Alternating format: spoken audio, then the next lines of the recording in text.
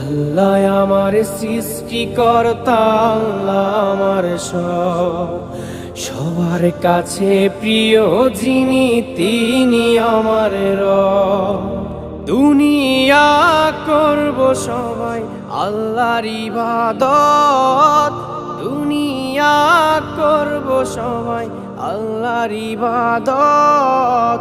সব কিছুতে দিবেন তিনি তারি রহমত, সব কিছুতে দিবেন তিনি তারি রহমত।